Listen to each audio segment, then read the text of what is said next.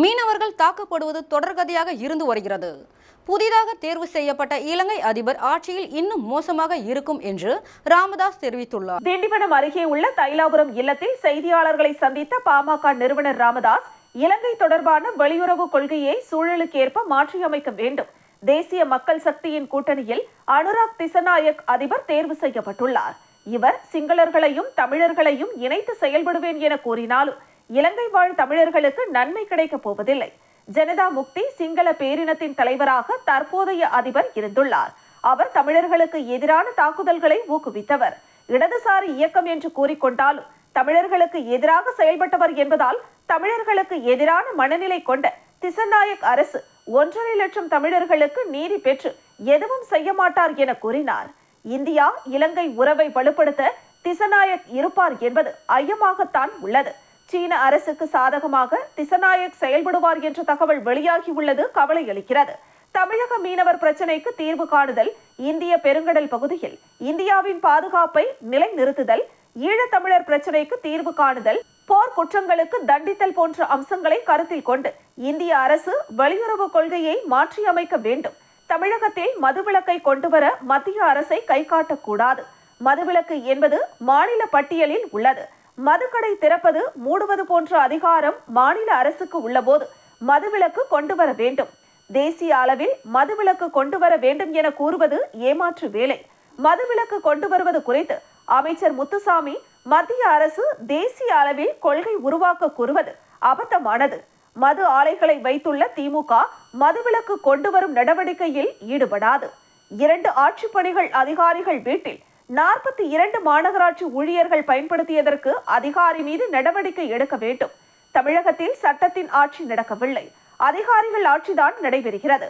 ஆட்சி நிர்வாகம் முதலமைச்சரின் கட்டுப்பாட்டில் இல்லை என குற்றம் சாட்டினார். மதுவிலக்கு மத்திய அரசை நோக்கி கைகாட்டக்கூடாது. தமிழக அரசை செயல்படுத்த வேண்டும். தொடர்ந்து சொல்லிட்டு வரலாம், காலங்காலமாக சொல்லிட்டு வரோம். பயனேதும் இல்லை. தமிழ்நாட்டில் முழு மது விலக்கை நடைமுறைப்படுத்த வேண்டும் என்ற கோரிக்கைகள் ஓங்கி ஒலிக்க மதுக்கடைகள் மூடப்பட்டால் மோசமான விளைவுகள் ஏற்படும் என அமைச்சர் முத்துசாமி கூறுவது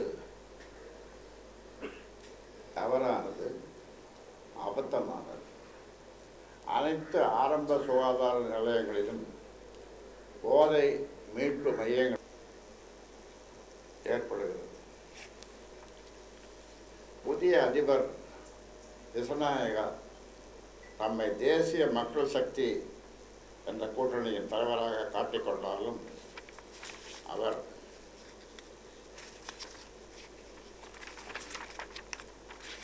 ஜனதா விமுக்தி பரமுனா என்ற சிங்கள பேரினவாத இயக்கத்தின் தலைவர் ஆவார். ஈழத்தமிழர் சிக்கலுக்கு நீடித்த தீர்வு காணுதல், போர்க்குற்றங்களுக்கு காரணமான அனைவரையும் சட்டத்தின் முன் நிறுத்தி தண்டித்தல், தமிழ்நாட்டு மீனவர் பிரச்சனைக்கு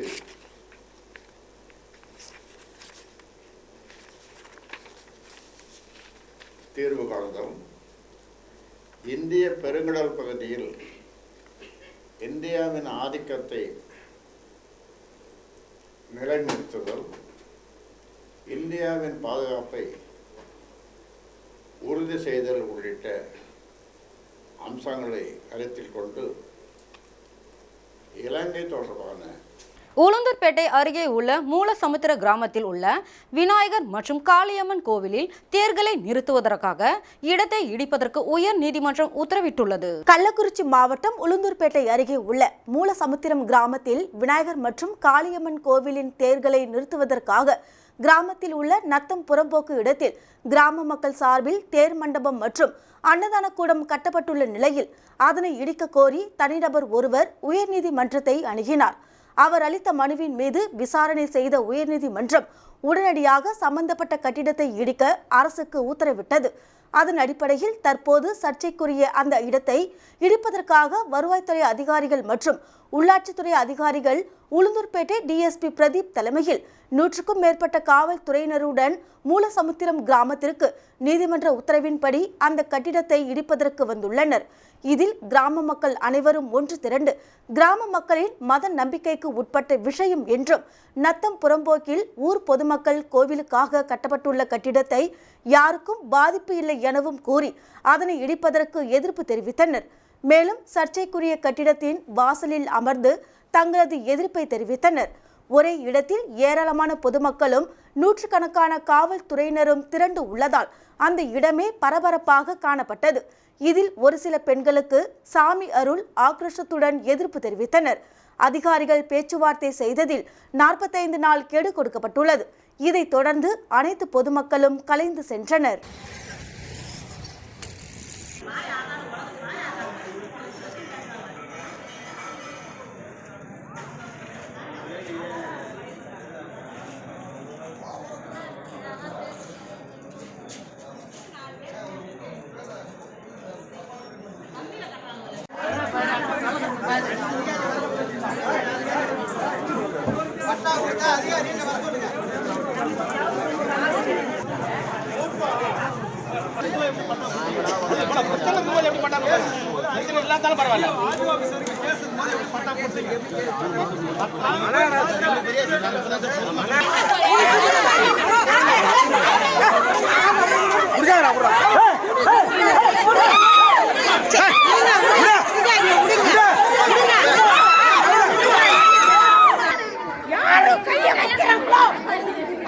உயிரோட போய் சேர மாட்டாங்க.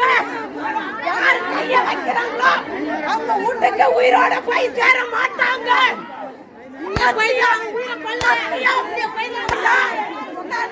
என்னைக்குமே இந்த இடத்துல எல்லையில அடி வைக்க கூடாது.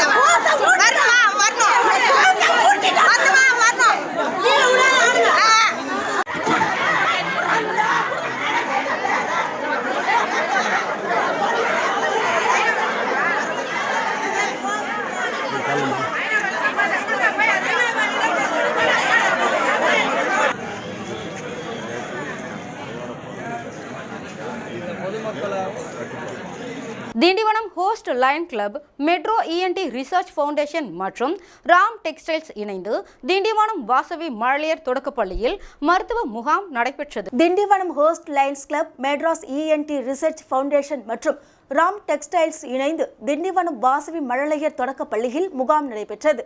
நிகழ்ச்சிக்கு PM ஏழுமலை தலைமை தாங்கினார். செயலாளர் சுகுமார் வரவேற்புரை வழங்கினார். அன்னை சந்தானம் முகாமினை ஒருங்கிணைத்தார்.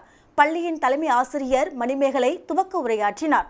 முகாமினை பள்ளியின் தாளாளர்கள் PS ரங்கமன்னார், T வெங்கடேசன், பாலாஜி வெங்கடேசன் துவக்கி வைத்தனர். ஹரிமா சங்க மூத்த நிர்வாகிகள் சுந்தரம், டாக்டர் சண்முக சுந்தரம், சாய்நாத் பிரபாகரன், அன்னை சஞ்சீவி பாலாஜி, சித்தார்த்தன், ஐயப்பன், ரவிக்குமார், புஷ்பராஜ், சௌகத் அலி, முரளி, கிருஷ்ணன் மற்றும் பலர் கலந்து கொண்டனர். முகாமின் சிறப்பு மருத்துவர்கள் ரஜிகா ராமகிருஷ்ணன், மஞ்சு பார்கவி, முகாம் அலுவலர் ரமேஷ், குழுவினர் 400க்கும் மேற்பட்ட குழந்தைகளுக்கு பரிசோதனை செய்தனர். நிகழ்ச்சிக்கு பொருளாளர் நவநீதம் நன்றியுரையாற்றினார்.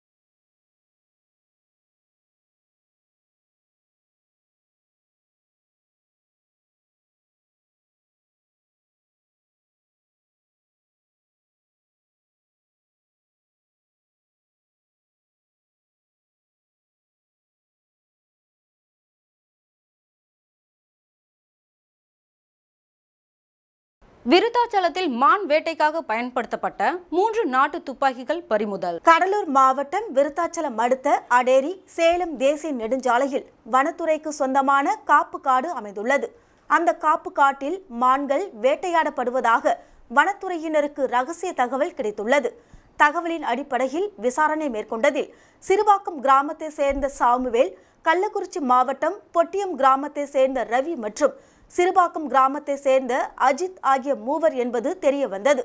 இந்த நிலையில் சாமுவேலை வனத்துறை அதிகாரிகள் கைது செய்த நிலையில் ரவியின் வீட்டில் சோதனை செய்தபோது வீட்டில் உரிமையில்லாத 3 நாட்டு துப்பாக்கிகள், 3 பட்டாக்கத்திகள் மற்றும் வேட்டையாட பயன்படுத்தப்பட்ட உபகரணங்களை பறிமுதல் செய்தனர். மேலும் தப்பி ஓடிய ரவி, அஜித் ஆகிய இருவரையும் வனத்துறை அதிகாரிகள் வலைவீசி தேடி வருகின்றனர். இவர்கள் மூவர் மீதும் ஆத்தூர், கள்ளக்குறிச்சி காவல் நிலையங்களில் ஏற்கனவே வழக்குகள் இருப்பது குறிப்பிடத்தக்கது.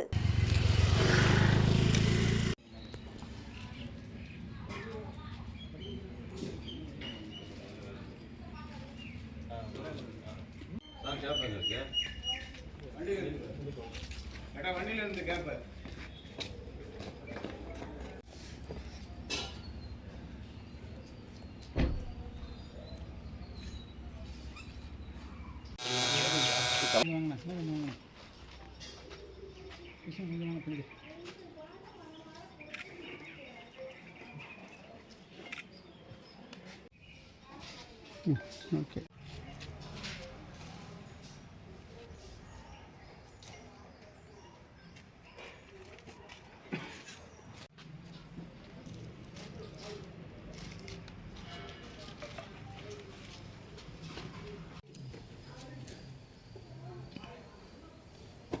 உளுந்தூர்பேட்டை உழவர் சந்தை முன்பு சாலையோர ஆக்கிரமிப்பு கடைகளை அகற்றி பாதுகாப்பிற்காக கயிறு அடித்து இடம் அமைத்து கொடுத்த போக்குவரத்து காவல்துறையினருக்கு பொதுமக்கள் நன்றி தெரிவித்தனர். கள்ளக்குறிச்சி மாவட்டம் உளுந்தூர்பேட்டையில் சேலம் சாலையில் அமைந்துள்ள உழவர் சந்தையில் நாள்தோறும் ஏராளமான பொதுமக்கள் காய்கறிகள் வாங்க வருகை தருகின்றனர்.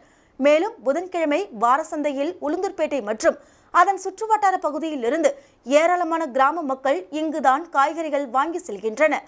அதன் முன்பு சிலர் பொதுமக்களுக்கு இடையூறாக போக்குவரத்து பாதிக்கப்படும் வகையில் கடைகளை வைத்திருந்தனர். இதனால் அங்கு தொடர்ந்து போக்குவரத்து பாதிப்பும் சிறு சிறு விபத்துகளும் நடைபெறுவது வழக்கம்.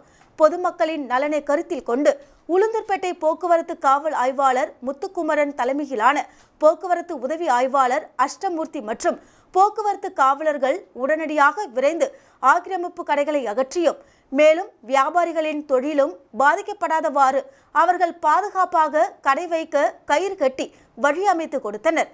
போக்குவரத்து காவல்துறையின் இச்செயலால் பொதுமக்களும் வாகன ஓட்டிகளும் மகிழ்ச்சி அடைந்துள்ளனர்.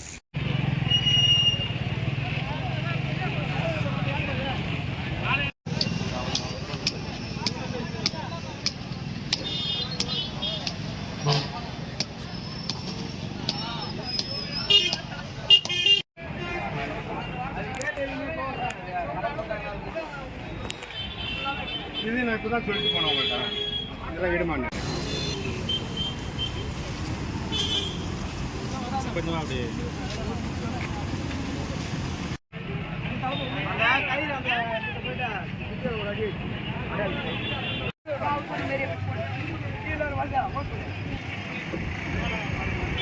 இந்த ரோப்பை தாண்டி அந்த பக்கம் போகக்கூடாது. ரோப்பை வெளியே தெரிகிற மாதிரி போடு. கார்பா இல்லை எக்காரணத்தை கொண்டு அந்த ரோப்பை மறைக்கூடாது.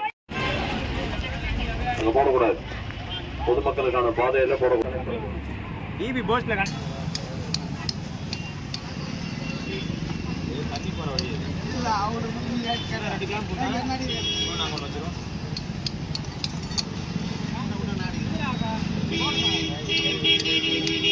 ஓமலூர் பேருந்து நிலையத்தில் அதிவேகமாக வந்த லாரி மோதி பள்ளி மாணவி உயிரிழந்தார்.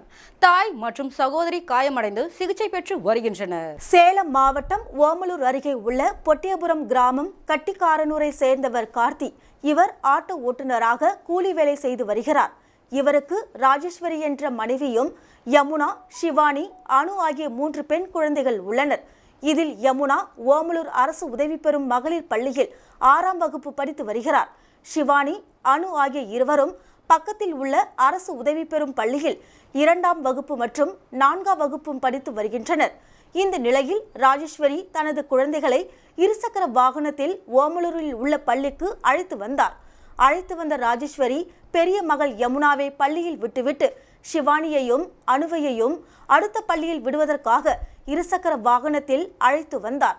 அப்போது பின்னால் வந்த ராஜஸ்தான் மாநிலத்தை சேர்ந்த லாரி ரவுண்டான பகுதியில் வேகமாக சென்று முன்னால் சென்ற இருசக்கர வாகனத்தின் மீது மோதி விபத்தை ஏற்படுத்தியது. இதில் முன்னால் சென்ற இருசக்கர வாகனம் சுமார் 100 மீட்டர் தூரம் வரை ராஜேஸ்வரி, அனு, சிவானி ஆகியோரை தள்ளி சென்றது. இதில் குழந்தை சம்பவ இடத்திலேயே பரிதாபமாக உயிரிழந்தது. தாய் ராஜேஸ்வரி, சிவானி ஆகியோர் படுகாயம் அடைந்தனர். உடனடியாக அவர்கள் மீட்கப்பட்டு ஓமலூர் அரசு மருத்துவமனைக்கு சிகிச்சைக்காக அனுப்பி வைத்தனர். அவர்களுக்கு அங்கு சிகிச்சை அளிக்கப்பட்டு வருகிறது. காலை பள்ளி நேரத்தில் ஓமலூர் நகருக்குள் கனரக வாகனங்களை அனுமதிக்க கூடாது. ஆனால் காவல்துறையினர் கண்டுகொள்ளாததால் ராஜஸ்தான் மாநிலத்தை சேர்ந்த லாரி பள்ளி நேரத்தில் உள்ளே வந்து விபத்தை ஏற்படுத்தியுள்ளது. அதனால் லாரி ஓட்டுநர் மீதும் லாரியை நகருக்குள் விட்ட காவல்துறையினர் மீதும் நடவடிக்கை எடுக்க வேண்டும் என்று பொதுமக்கள் கோரிக்கை விடுத்துள்ளனர். இந்த விபத்தால் ஓமலூர் நகரில் பெரும் சோகத்தை ஏற்படுத்தியுள்ளது.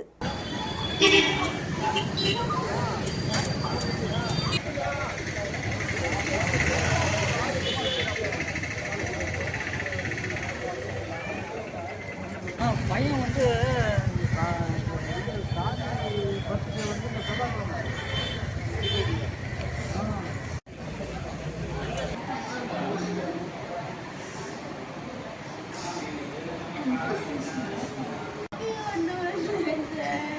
அப்பா சொல்லிக்கிறாங்க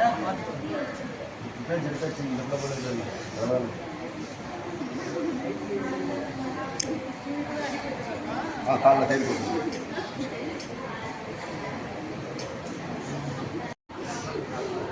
பார்த்துலாமா பார்த்து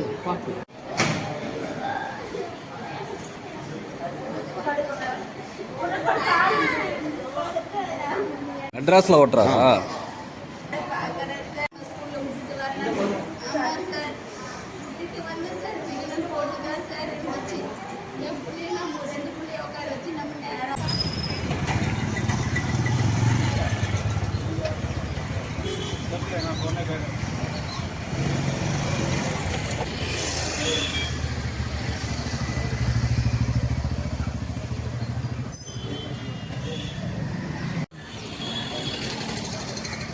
சூப்பர் ஸ்டார் ரஜினிகாந்த் டைலாக்கை கூறி தங்கள் வேட்பாளரை தேர்ந்தெடுங்கள். கடலூர் மாநகராட்சி ஆணையர் அனு பேச்சு. கடலூர் மஞ்சக்குப்பம் பகுதியில் உள்ள தனியார் அறிவியல் மற்றும் கலை கல்லூரியில் இளைஞர் பாராளுமன்ற நிகழ்ச்சி நடைபெற்றது. இதில் கடலூர் மாநகராட்சி ஆணையர், மாவட்ட ஆட்சியர் அனு கலந்து கொண்டு பள்ளி மாணவ மாணவிகள் இடையே சிறப்புரையாற்றினார். நிகழ்வில் பேசிய அவர், கல்லூரி மாணவ மாணவிகள் அரசியலை கற்க வேண்டும், தங்களது வாழ்த்து ஏன் எதற்காக என்பதை உணர வேண்டும், அரசியல் கட்சியினர் கூறுகின்ற வாக்குறுதிகளை முதலில் படிக்க வேண்டும் என்று அறிவுரை வழங்கிய ஆணையர் அனு, நான் சொல்றதுதான் செய்வேன், செய்யறதுதான் சொல்லுவேன் என்ற சூப்பர் ஸ்டார் ரஜினியின் டைலாக்கை சுட்டி காட்டி அவர்கள் செய்வார்களா என்பதை நாம் பகுப்பாய்வு செய்ய வேண்டும் என கல்லூரி மாணவர்களையே கூறினார். நிகழ்வில் கல்லூரி ஆசிரியர்கள் மற்றும் மாணவ மாணவிகள் பலர் கலந்து கொண்டனர்.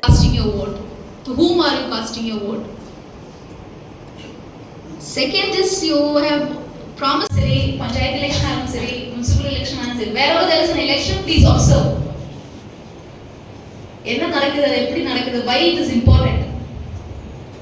Freedom with restriction is liberty, இல்ல freedom with responsibility is liberty. நான் சொல்லுங்க, I am not very well versed with it. நான் சொல்றதே I think that's superstar's dialogue. Somebody knows me, I am not well versed, something like that. சொல்றதுதான் செய்வோம், செய்வதுதான் சொல்லுவோம். So அந்த மாதிரி இருக்கிற ஒரு ஆளா இல்லையா, that is for you to. திமுக ஊராட்சி மன்ற தலைவரின் துணையுடன் 60 ஆண்டு காலமாக பொதுமக்கள் பயன்படுத்தி வந்த நிலத்தை தனிநபர் ஆக்கிரமிப்பு, அதிகாரிகளிடம் மனு அளித்தும் நடவடிக்கை எடுக்கவில்லை என பொதுமக்கள் குற்றச்சாட்டு. கடலூர் மாவட்டம் விருத்தாச்சலம் அடுத்த சாத்துகுடல் கிராமத்தில் சுமார் 500க்கும் மேற்பட்ட குடும்பங்கள் வசித்து வருகின்றனர். இக்கிராமத்தில் உள்ள 5 மற்றும் 6வது வார்டில் வசிக்கக்கூடிய பொதுமக்கள் அரசு மற்றும் ஊராட்சிக்கு உட்பட்ட புறம்போக்கு இடத்தை பல ஆண்டுகளாக பயன்படுத்தி வந்தனர். அவ்வாறு உள்ள இடத்தில் மின்வாரியத்துறை மூலம் மின்மாற்றி அமைக்கப்பட்டும் ஊராட்சி மூலம் மினி டேங்க் அமைக்கப்பட்டுள்ளது. இந்த நிலையில் அரசு புறம்போக்கு இடத்தை அப்பகுதியை சேர்ந்த ஆறுமுகம் என்பவர் ஆக்கிரமிப்பு செய்து பட்டாமாற்றி விட்டதாகவும், பொதுமக்கள் தண்ணீர் பிடிக்க சென்றால் அவ்விடத்தில் மாடுகளை கட்டிக்கொண்டு அட்டூழியத்தில் ஈடுபடுவதாகவும், அதற்கு திமுக ஊராட்சி மன்ற தலைவர் சித்ரா அமிர்தலிங்கம் உடந்தையாக இருப்பதாக பொதுமக்கள் குற்றம் சாட்டினர். இதுகுறித்து வருவாய் வட்டாட்சியர் கோட்டாட்சியரிடம் புகார் மனு அளித்தும் எவ்வித நடவடிக்கை எடுக்கவில்லை எனவும் ஆளுங்கட்சிக்கு ஆதரவாக வருவாய்த்துறை அதிகாரிகள் செயல்படுவதாக பொதுமக்கள் புகார் தெரிவிக்கின்றனர். உடனடியாக மாவட்ட நிர்வாகம் சம்பந்தப்பட்ட அரசு புறம்போக்கு இடத்தை மீட்க வேண்டும் என கிராம மக்கள் கோரிக்கை வைத்தனர்.